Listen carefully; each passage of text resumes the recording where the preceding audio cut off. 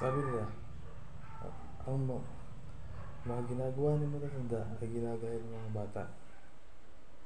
Pero ngayon, ang mga ginagawa ng bata ay ginagawa ng matatanda. May mga matatandang nagtitiktok, nagbablog, at may Facebook account.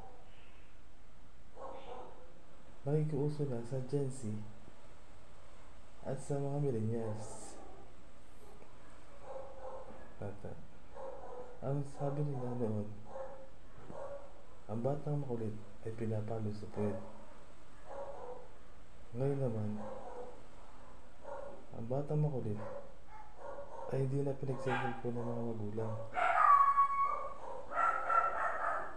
Kinukuha na, sinasamsam na ang cellphone nila.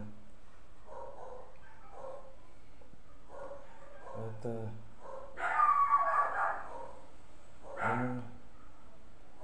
marami daw kakainin pang bigas ang mga bata, sabi ng mga matatanda.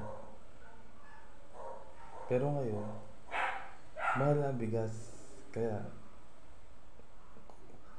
ang ilan ay konti na lang kumain ng bigas sa isang araw. Dahil wala silang pambili. At madali daw, maganda daw ang maraming kaibigan, sabi nila.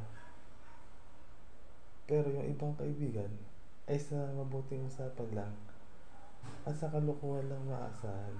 Pero sa totoo buhay at seryosohan ay wala ampaw. Hanggang dito lang po at sana kayo ay nabigyan ko kayo ng kasiyahan sa ating mga jokes. Hanggang sa muli, paalam.